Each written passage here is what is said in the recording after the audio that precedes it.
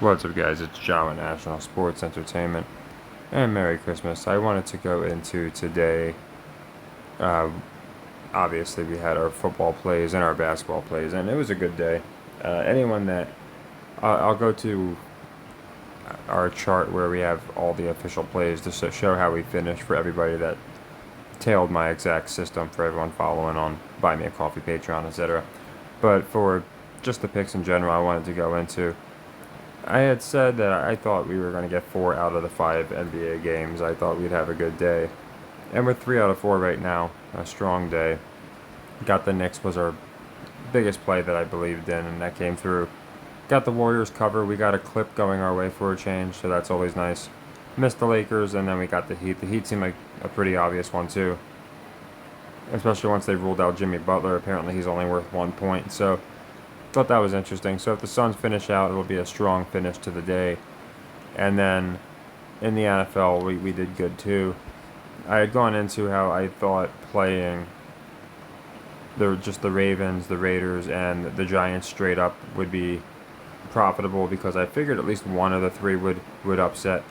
And I had a feeling we might get 3 upsets, but all 3 underdogs covered. And we did have the Raiders cover officially.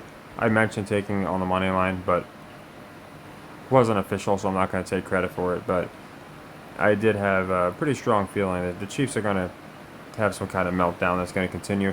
Giants, we got the cover, so we didn't play the cover, unfortunately. We played the money line. So if we had flipped these, it would have been even better.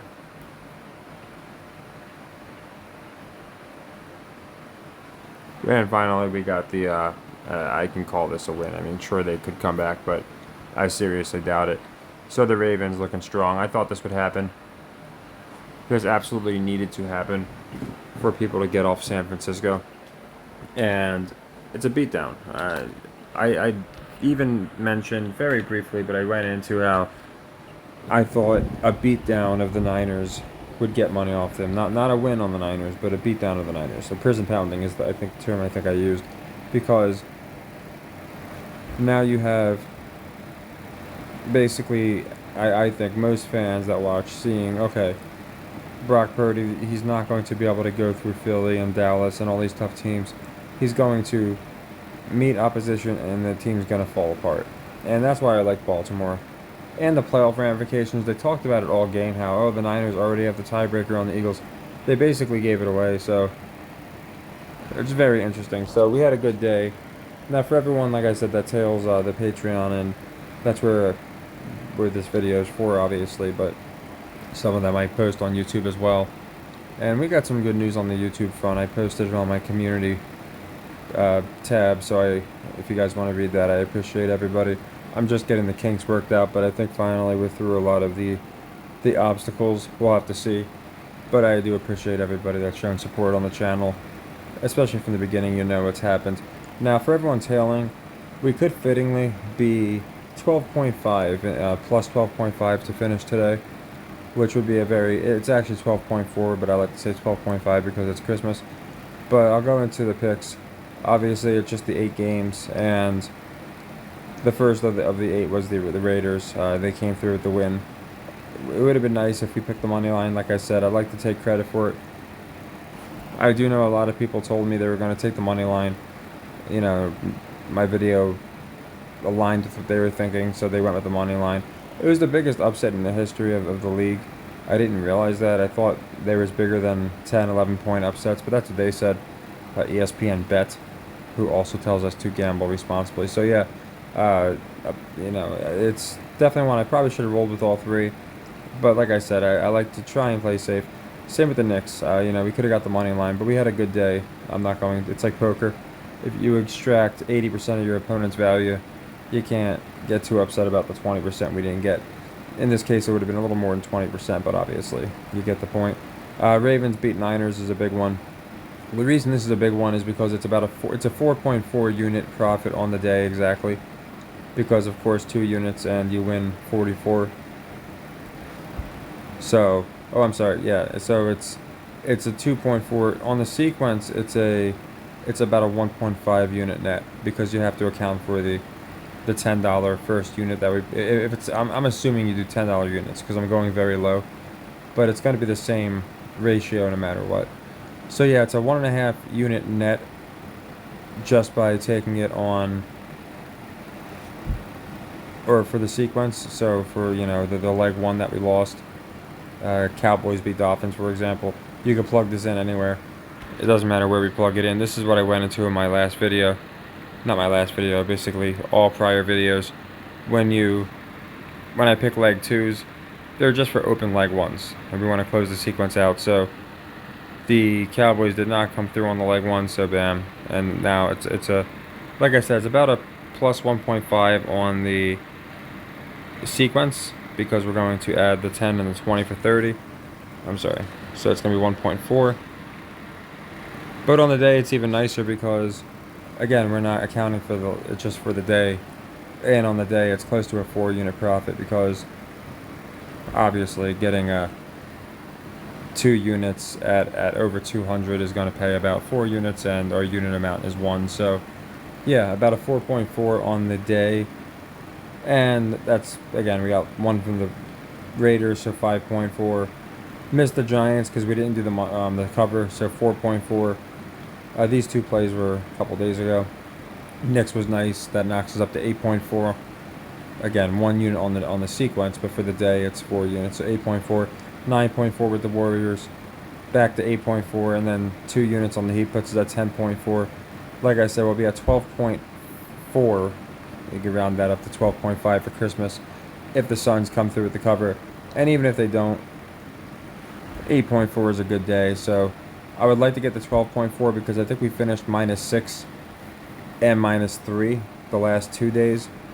So that's -9, obviously. So to get the 12.4 would be a nice way to get that all back. And yeah, we did well. We only had the 1 leg 3. We closed it, so that's always nice. And as you can see, the Heat, only if the Heat didn't cover, we were going to upgrade the Suns to a leg 3. I was basically playing the contingency that one of those 2 teams was going to win. So we already got it, so that's nice. So we got we kept the Suns here as a leg 2. And again, that could just be plugged in for the... Oops. There we go. That could just be plugged in for our Lakers loss. And we'll see how that goes. And that's basically, again, every single sequence, that's what we do. We just plug it in for a leg 1 loss. And I try not to be too tedious with it, but I do like to show people just exactly how I'm charting mine.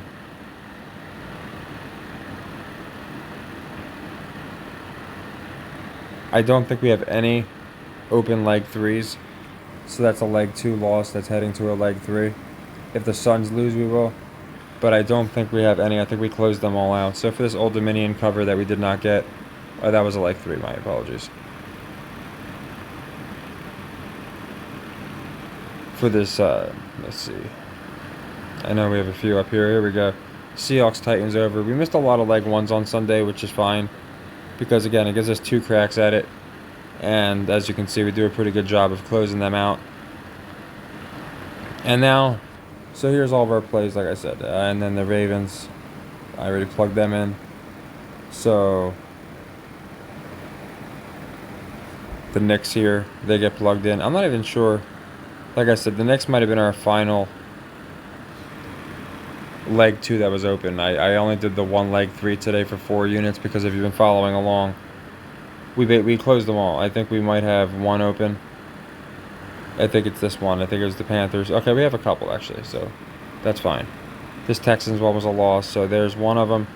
And so we'll have 1 open leg 3 with this Panthers loss. We'll find a good metric play. Actually, there's 1 I like, a College Bowl coming up that I'm going to go into. But yeah, this is, again, a good day, good for the sequences, because what we don't want is a bunch of leg 2s that lose, and now we got leg 3s. And we're getting some plus odds, which is nice. The Knicks would have been really nice. Them and the Ravens together would have been good, but again, you never know when it's going to be a win, no cover, so I just went with the cover. Now for tomorrow, and this Patriots one, they outright won, so that was Saturday, obviously. So anyway, I want to go into tomorrow's plays. We don't have a ton, but I have some that I like. I like the Pacers Rockets under as a leg 2. So I like the under simply because the Pacers go over so much. And for me, anything that's set under 245 feels like free money. I feel like the public's going to be all over the over there. Even if the Rockets aren't amazing at the over themselves, I still think it's set pretty low. Again, to put in perspective, most games are set around 240 now, or at least the mid 230s. So it's set like in the middle of the pack for a team that plays at a ridiculously fast pace. So I think we might start seeing some burnout from the Pacers. I went into this earlier in the year. I said they probably won't even finish in the top 5 on overs because it happens all the time. So 2 units on the Pacers to go over. I also like 2 units on the Pistons to straight up beat the Nets. I like it because I believe if they lose, they officially make history, which history is always nice. But they already tied history, and I feel like it's like the coming back from 3 games down. They really like to hold on and cherish certain moments. So I don't think the Knicks are going to, or the Pistons are going to, make history. I think they're tied with it right now. But also the odds. They're playing a pretty good team, the Nets, and the Nets just beat them if I'm not mistaken. So getting 2-1, not too appealing. Public should be all over the Nets there. I got the Spurs beating the Jazz, same reason. They got to get some wins and basically even money. I think the Spurs are getting 2, so I like them to win outright. That's going to be a leg one though, as is the Hawks and the Wizards and the Grizzlies. So we got a lot of upsets tomorrow for different reasons. Hawks because they suck against the spread, and I think more money will be on the Bulls. So since it's basically a pick 'em, I got the Hawks winning, i.e. covering the spread. Wizards, again, pretty good odds. Like, they don't look great for a team that sucks so bad. So plus 240, I feel like public will probably be including the Magic in their parlays. So I love the Wizards here for the upset. Grizzlies, it's because of Ja. I'm not saying they're going to go on some crazy streak, but I do think they're going to say their next 15 games. I think they're going to win, I'll say 10 of the 15 with Ja returning. So I think right now they're 1-1 or 1-2. I don't know exactly what they are. I know they won the first game, and then I think they lost to the Hawks. They might have beat the Hawks. I can't quite remember. Either way, I think they're going to have a nice little streak. So I think that continues. And then as a leg 2 for 2 units, our only college football game. And I'll have some coming up, like I said, but for tomorrow, I like this because it's 5-7 Minnesota against a 7-5 Bowling Green. And I get that doesn't mean everything. I just feel like the public's more likely to take the team with the winning record. And it just seems a little bit trappish to me. I thought maybe a pick 'em, but to be giving up 3.5, kind of heavy. So I like the Gophers here to cover Bowling Green. And those are all of our plays. It's not a lot because there's no college basketball tomorrow, so just the NBA. Not a lot of games in the NBA, but I picked the ones that I like. And then I like the Minnesota game. And then Wednesday, talk about symbolism. The Duke's Mayo Bowl is going to be very interesting. I do want to listen to the talking heads, make sure the right guys are playing. But it's pretty interesting. If you think about the quarterback, I think it's a symbolic game, and it looks a little, not trappish, but it looks like where the public might definitely be going one way. So right now I'm leaning with the upset, but we'll obviously see what happens. I'll have that pick out for sure tomorrow, though, going into Wednesday. I just wanted to get all of our picks out for tomorrow for everybody following. And then just kind of recap our Christmas Day. We had a good Christmas Day.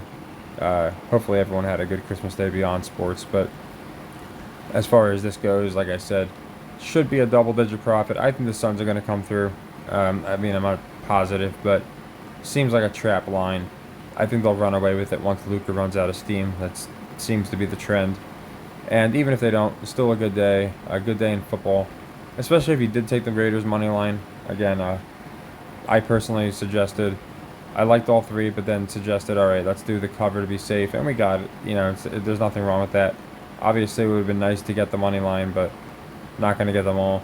I went for the biggest upset, and I thought maybe that would come through, but I guess the Raiders, again, Pierce, I think they're going to make him look good.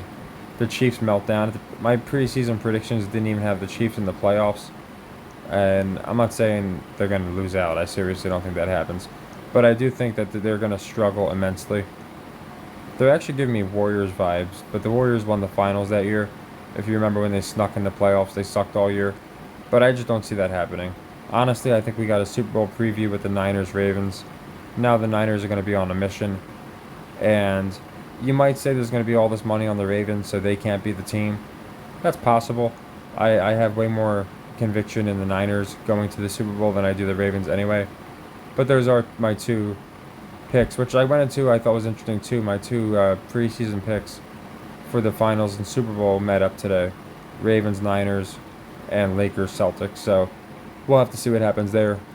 But yeah, again, thanks to everybody. I hope everybody had a great Christmas, nice holidays, and I'm glad we had a good day. Hopefully the Suns can finish us off strong. And tomorrow we got some good upset potential, so hopefully we have a good day tomorrow too.